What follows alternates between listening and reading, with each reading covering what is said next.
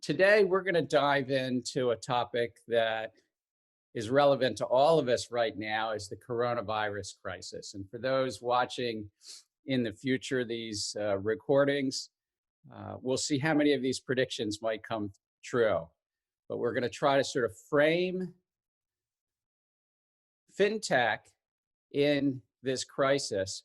And it's both a healthcare crisis and an economic crisis. I thought that I would spend a little bit of time in this class talking about some financial crises in the past, talk about the 2008 crisis more specifically, take a look at some of the economic forecast here in May of 2020.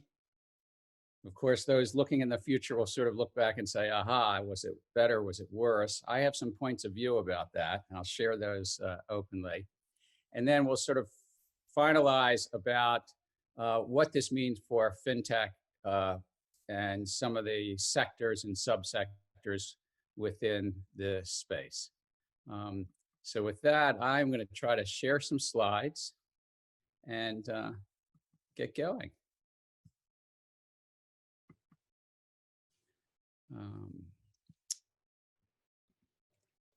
So that's the overview of what we're going to try to do.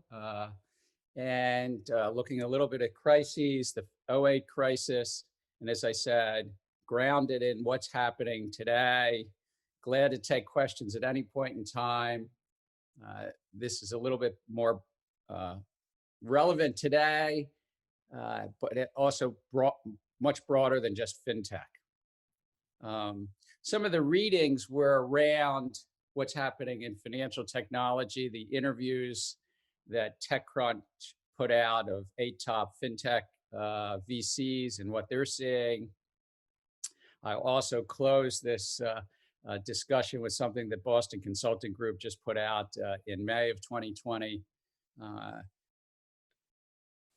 So just a few questions to get going and see if Romain has a little fun with calling on folks, but how's the coronavirus crisis affecting the financial services world more broadly? Not fintech, but the financial services world more broadly.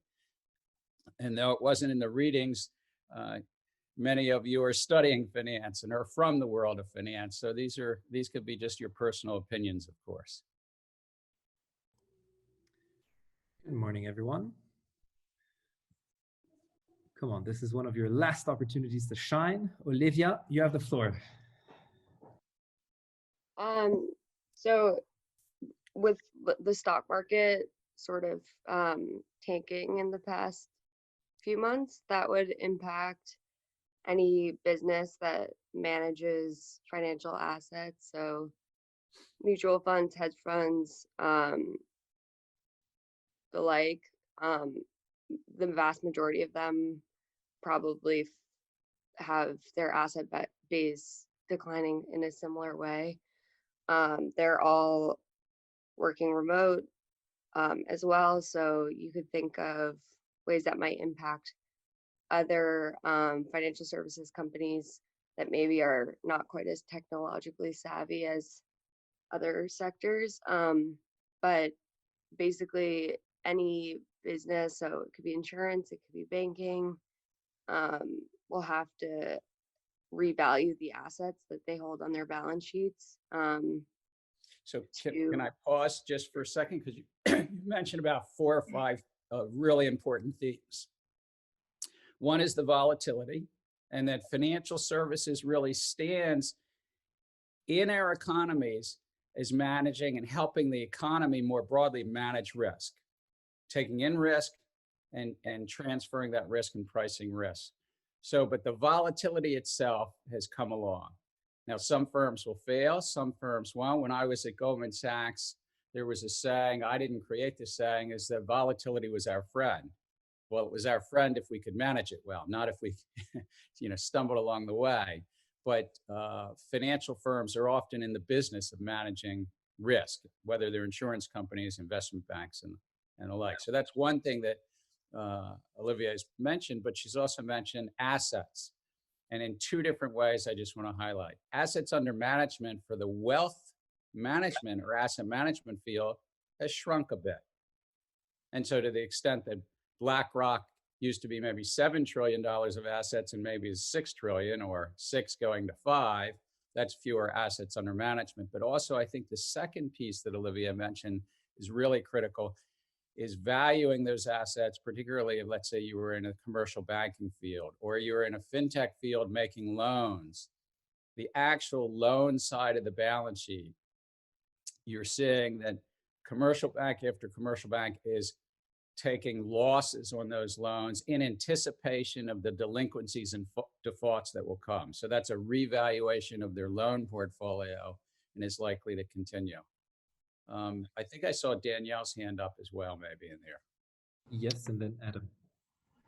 Yeah, I was going to say one of the other trends is a change in the pace of investment into fintech firms. That's probably similar to what we're seeing across the investing portfolio, but people are struggling with finding places to invest with the new remote operations, as well as fintech firms pivoting to looking more internally.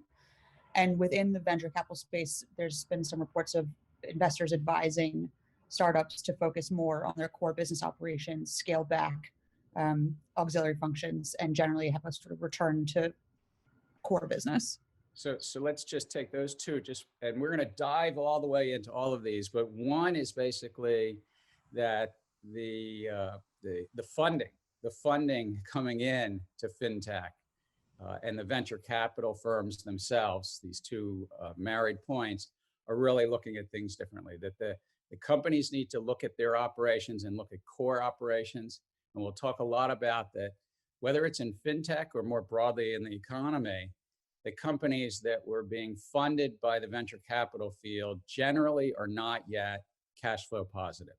I mean, some are when they're at Series C or D or even E rounds, but certainly early in their lives, they generally are cash flow negative.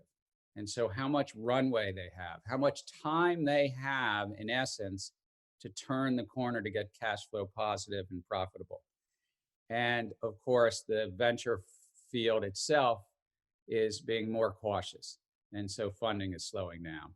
And you said Adam was also one of them? Adam? Hey, good morning. So my point, not necessarily related closely to fintech, but certainly an important trend in financial services.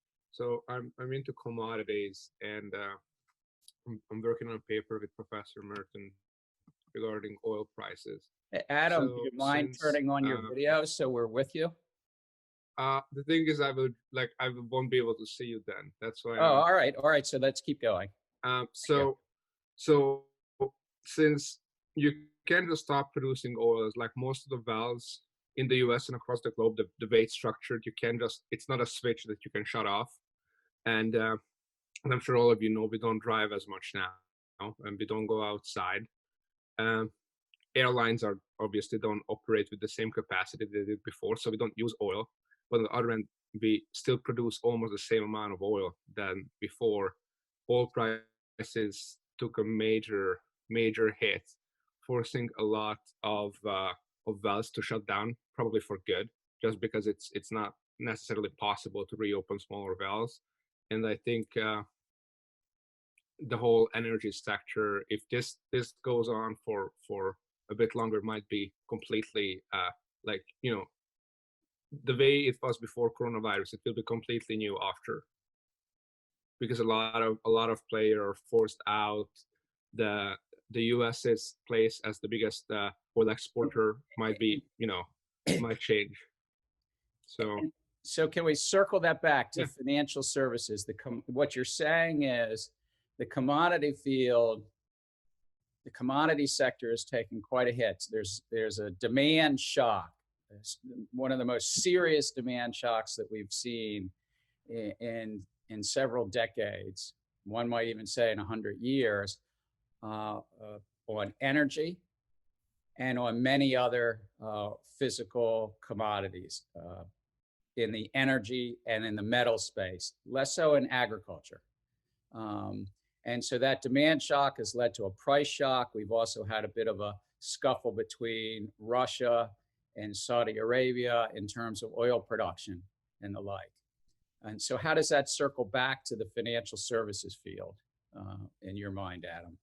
Sort of a brief Well, thought. I follow, as you know, others look into the fields that they're interested in. I follow a lot of funds, hedge funds, specialized funds in energy, commodities space, and a lot of these players took major hits. All right. So what Like you're one of the biggest companies in energy is Zimmer Partners, with like a 25-year track record of over 20% average return annually. So pretty impressive firm. They just reported a 55% loss in the first quarter, and they are one of the most renowned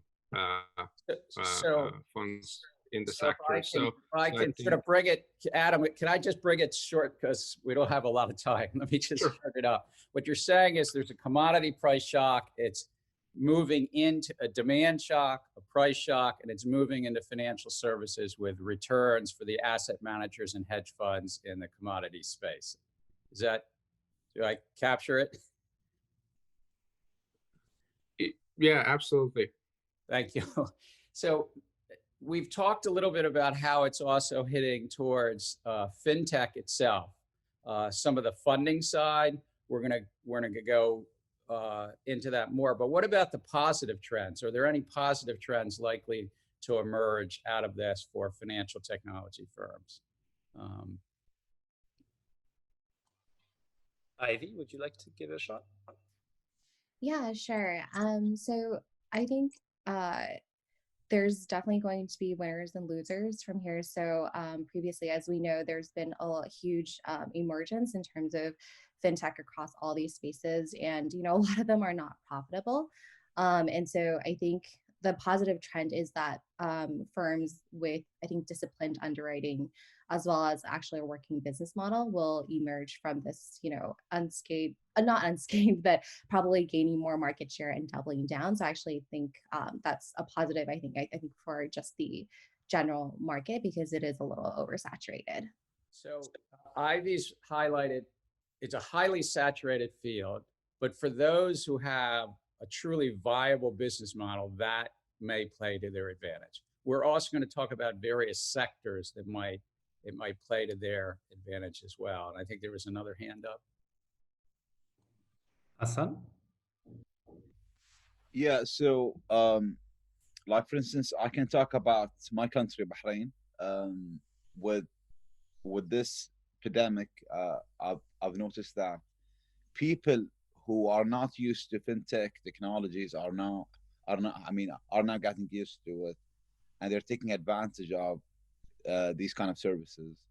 So I think that even after this pandemic is over, people behavior has changed forever. So this is my take on it. Yeah. So it accentuates trends. We've already been over the last 4 decades digitizing the economies, but not uniformly around the globe. And so this accentuates that trend to digitization and accentuates a trend towards online commerce. And in both of those trends, they were happening already, but I think Hassan's raised a really important point. It accelerates some of those trends. And those will create opportunities and challenges, and there'll be winners and losers, as we talked about. So I'm going to sort of dive in. Financial sector crises are not new.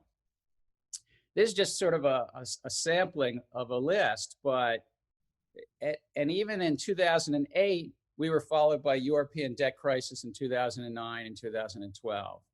And so the question will be, is not just this crisis, 2020, is it to 21? Is it to 2022? Does it have aftershocks beyond that? I'm here to say it's not just the 2020 crisis, but I think you all knew that already. But I'm also going to say that finance, by its very nature, tends to have crises every 5, 10, 15 years. And each time people will have some conversation about this is the worst crisis in 50 or 100 years. So it seems like we get the once in a 50-year crisis every 5 to 15 years. And in your careers, you will probably see 5 or 6 more. Now, God willing, they won't be driven by a pandemic and there won't be millions of people or hundreds of millions of people put out of work through a lockdown to protect ourselves against a virus. But you will see other financial crises along the way. I didn't work in the 1970s, but from the 1980s on, and some were more severe than others, of course. The financial crisis in 08, just to remind you, we're not going to dive in deeply, weak underwriting, a lot of easy credit, poor risk management, and then multiple failures around. This is what was called systemic risk. Emanating first out of the US and the housing markets, and the housing markets had an asset bubble. But it was also true in Spain. It was also true in other European countries. It was not only isolated to the US. But in a financial sense, not in a healthcare sense, but in a financial sense, we Americans and a couple other markets like Spain and elsewhere sort of propagated out to other markets, a contagion, if you wish, a financial contagion to the rest of the world. Now, some countries like China, Australia, Canada, sort of weathered the financial storm well, but they were still hit with an economic shock. You couldn't avoid it in a sense because we're so interconnected economically around the globe. And what was the result after that crisis, just for a moment?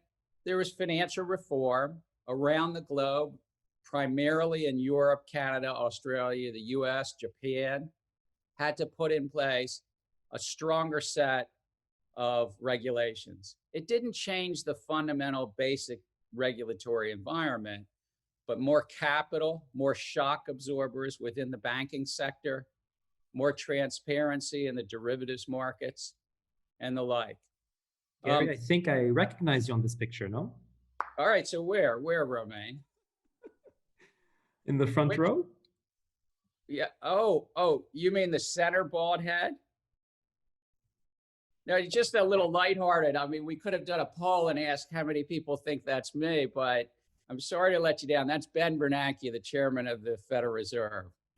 I think I am in the bottom right-hand corner. So I think I'm sort of not in the front row with the chairman of the Federal Reserve. I think I was in about the third row, as my memory serves me. But thank you. For those who don't, I was honored to be chair of the Commodity Futures Trading Commission at the time.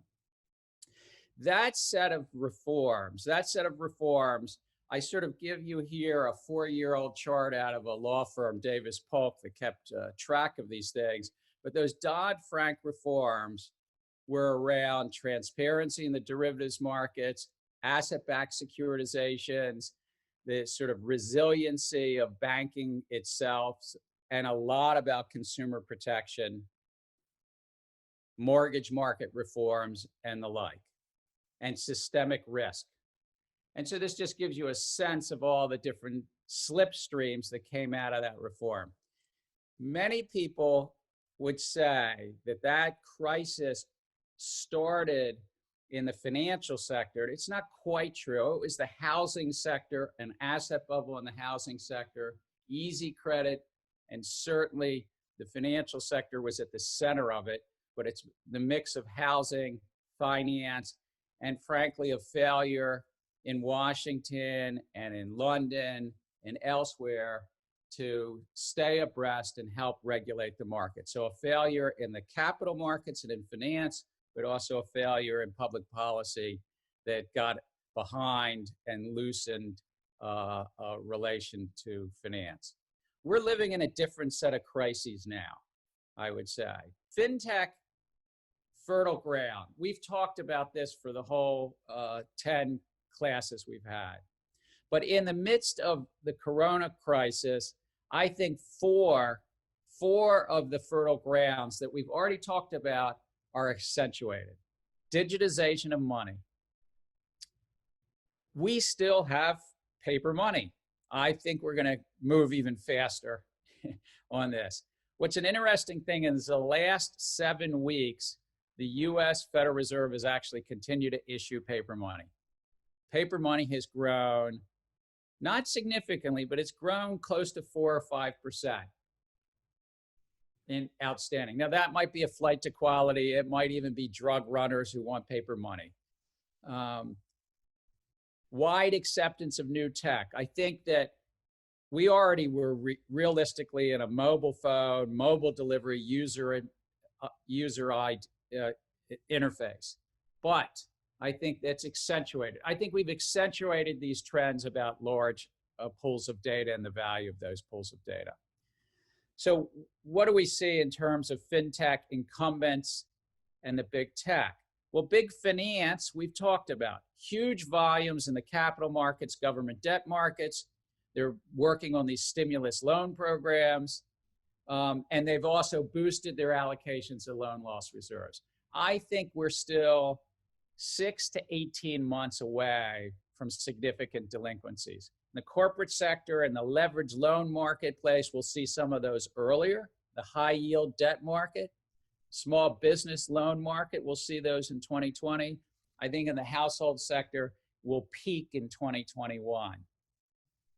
I could be wrong, and when people are listening to this in the future, they're going to look back and say, boy, he took some risk. But I'm willing to take some risk where I think there's some challenges. I think also big finance is very reliant on connectivity. These trading floors, if you went into a trading floor in London or New York, you would see hundreds of people on a trading floor, and now they're dispersed. And the New York Stock Exchange went to electronic trading. Will they ever even come back with physical market makers on a floor of a New York Stock Exchange? Maybe not. Maybe not. I'll be willing to make that prediction. But big reliance on connectivity. Big tech, significant online growth. And you have different parts of big tech. You have the ones that are really focused on data and analytics like Google and Baidu. They're being called more into the fray to use that data to help protect the public through something called contact tracing and the like. You have the online market shops like Alibaba and Amazon, huge growth, of course. So significant online growth. And then we go to the fintech startups. And I'd say the real focus on the fintech startups is this number one point: what's your runway? A term that we haven't talked about in this class, but runway is what's your burn rate? See, early startups, not just in financial technology, early startups usually are spending more than their revenues. And they're trying to work to that sweet spot when they can get to a place and be really successful, where, of course, revenues are more than costs, but also they've built a platform. They've built and start to commercialize the network economics. And by network economics or platform economics, it's bringing two sides of a marketplace together and building a platform in between it. But there's a big focus on revenue models and adoption.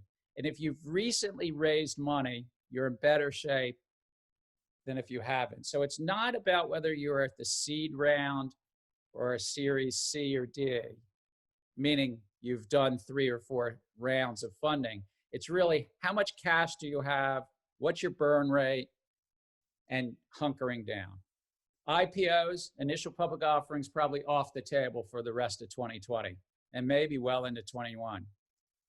Venture capitalists will talk, as you saw in these readings, that they are investing, but they're going to be slow and cautious. And valuations, just like the public markets down, but if you don't have an IPO takeout, if you can't exit in the public markets, if you can't readily convince your venture capitalist about your revenue models, your valuations are coming off. I think consolidation increases. I think that the sectors matter, and there's going to be winners versus losers. I think anybody that's deeply relying on transaction fees, particularly in the payment space, that's a challenge right now. I mean, some businesses, the sector matters even more. Like if you were Toast servicing the restaurant field, I have not talked to them since this crisis started, But I think that's a challenging thing. You could be a transaction-based business and have been great shape in January and really pretty lousy shape right now. So some areas like retail, travel, events, obviously. Mobile trading, on the other hand, might be up. The Robinhood numbers and others like them. Wealth management like Betterment that we talked about maybe. But if you're like Root Insurance, if you're an auto insurance tech and people aren't driving, might be the other way. So sector matters a lot. Compliance, up. International cross-border remittances, I believe, likely has some possibility. But I still think runway matters and consolidation increases. And so a couple other thoughts, additional opportunities. I think there's additional opportunities if you're serving those tapping into the fiscal stimulus and loan programs. So what you've seen around the globe, whether it was PayPal, SoFi, others, saying, we will help a small business. Revolut in Europe, we will help a small business fill out their forms, apply for the programs here in the US, programs in Europe.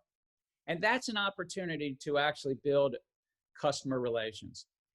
Numerous amongst the fintech startups here in the US have raised their hand and said to the Small Business Administration, can we be basically part of the PPP program? I don't mean receive a forgivable loan, I mean help issue forgivable loans. Romain, I want to pause because I see there's activity in the chat room and just see if there's. So we have a general question from Rosanna on whether there is a chance that this crisis will impact the stability of the US dollar. I think, great question. When you say stability, I think of volatility, but Rosanna, do you mean that, or do you mean its centrality in the world trading system? I think centrality in the world trade system. Okay, so I think that the crises like this usually, and history shows this time and again, it's flight to quality. And so right now, the US dollar is that quality asset. Our economy has got huge challenges, but I'm saying as a fiat currency compared to other fiat currencies, I think you've still seen the flight to quality in the US dollar. I do think that if you go out multiple decades, our handling as a public policy matter, people will be looking, how did our government respond? How did we respond to the healthcare crisis? And I don't mean in the middle. Right now, there's going to be all those debates, and they'll influence all sorts of things like the November election. I'm talking about longer term. Longer term, how did we as a society, how did we as a government handle this crisis? And I think the story's not written yet, even though right now, there's a lot of reasons to think we didn't handle things well in January and February and March. But we don't know about the reopening yet. But the US dollar, which is probably over half, depending upon what statistic you want to pick, between half and 2/3 of trade, the foreign currency markets, the central bank reserves around the globe are on the US dollar. I think you raise a great question. Will it change the US dollar as the world's sort of leading currency? My guess is probably not. I think we're still multiple decades away. I think if China wants to take that role at some point in time, probably late in the 21st century sometime, they have to really adjust themselves to having a more open capital market. The US took the role from the British just about the same time as the last big pandemic, the one 100 years ago, the Spanish flu. It's a coincidence maybe, but so you're right to raise it, but I don't think China is in the position. They don't have free and open capital markets. The US had free and open capital markets. They don't frankly have the same legal systems that we had. And so the UK was in relative decline to the US already. I don't think it was the Spanish flu that gave us the chance to take over. World War I did give us a chance to take over. And so you're right, some future crisis might be that moment, but I don't think this is that moment. Thank you for the question. Thank you. What about the volatility though? Do you think also like that's at So I've got 3 minutes to finish up. So can we do this offline? But there's also additional challenges on delinquencies and defaults. I think for fintech companies, they have to be very aware, especially if you're in consumer or small business lending, that delinquencies and defaults will go up. I just think, and if you have a business model related to float because interest rates went down. So this is where I'm going to close, is this chart from the Boston Consulting Group breaks subsectors. And again, in this class, I constantly am focused on granularity. You can be strategic, but you have to be tactical. You've got to get down to each sector. In payments, trade finance is probably at high risk, but other areas might be okay. Account to account, person to a person, like Venmo, PayPal's Venmo, might be in a good place. In lending, unsecured personal lending, Boston Consulting Group says a problem. But there are other parts like lending on infrastructure might be okay. So you've got to get granular. You've got to think about each sector individually. Insurance, I also think it'll be interesting to see what happens to some of the auto insurers that BCG hasn't put on this chart. Everybody's going to have their different chart. This is not to say this is the accurate chart. I raised this Boston Consulting Group chart because I want to always remind it's granularity. You need both strategy and tactics, and to get into where the cracks are in the system.